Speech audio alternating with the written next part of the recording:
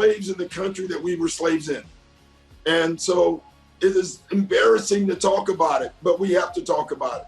We have to educate. We have to humanize ourselves. Like, we are dehumanized in so many ways.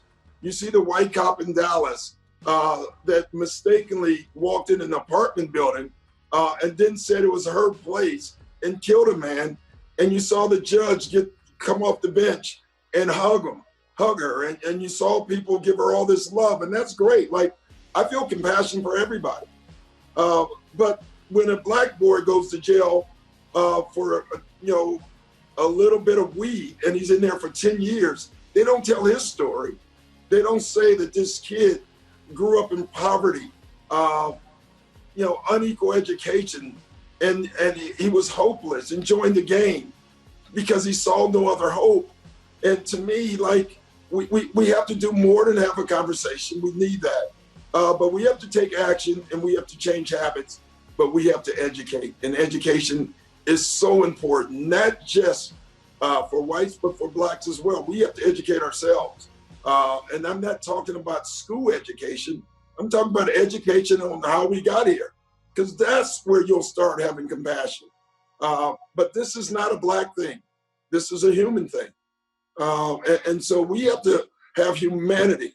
I find it interesting, and I think Martin said it, that this is the first time that he ever saw that not only in this country, but all around the world, they're protesting. It's the same thing we did, but we've become in some way South Africa.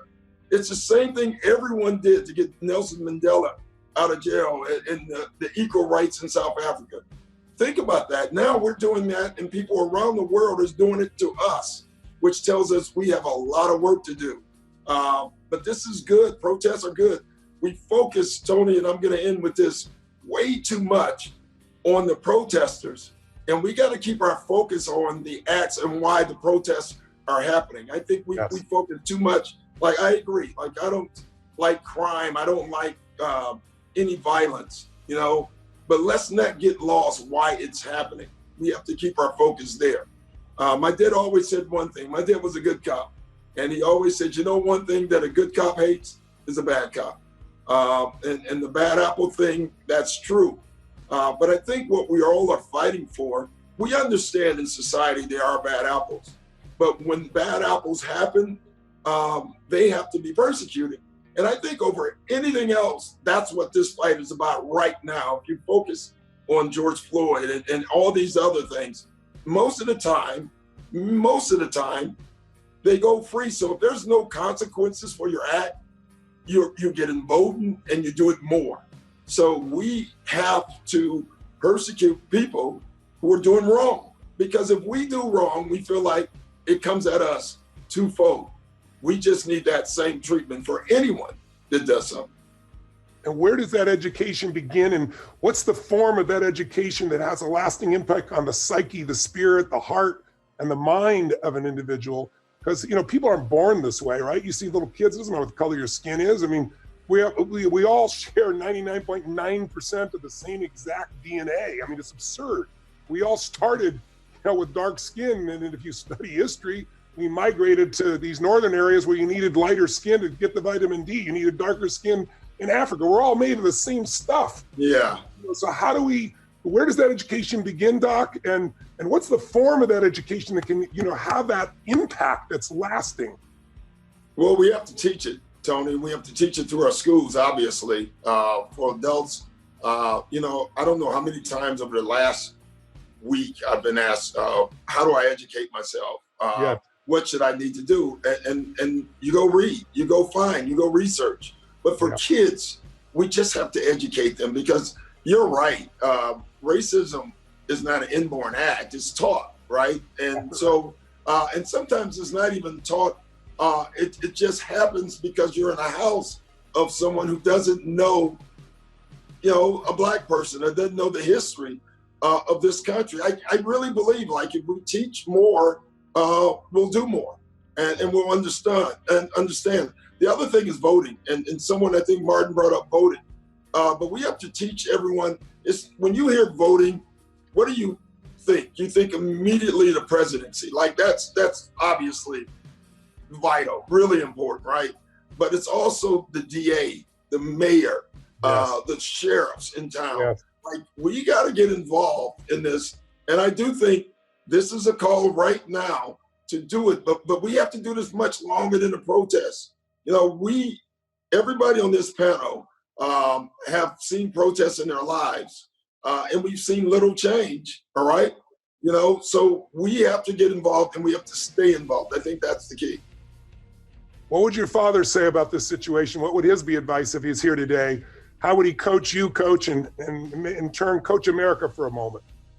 Well, my dad always said one thing: there'll be no victims in the Rivers house. He always said, but you are going to get victimized, and when that happens, you have to keep pushing, but you can't stop because then they win.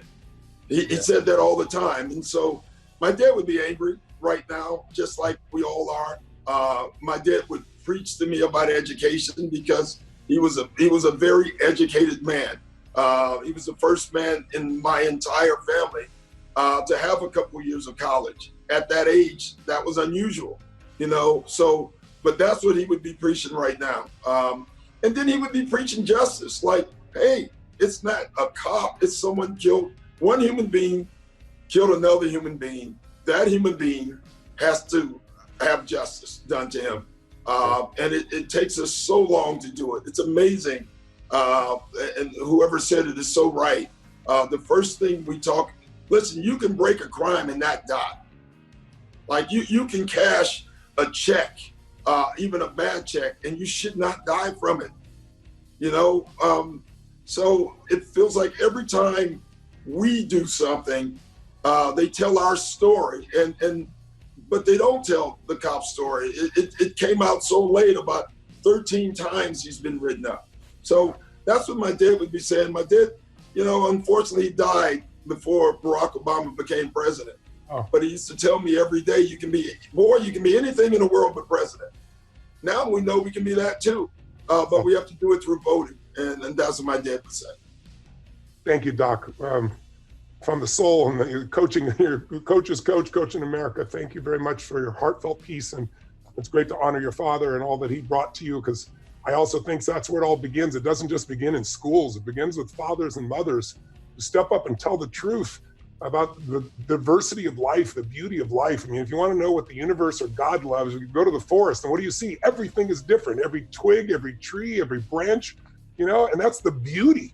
But somehow along the way, with tribalism and mentality, the mind gets in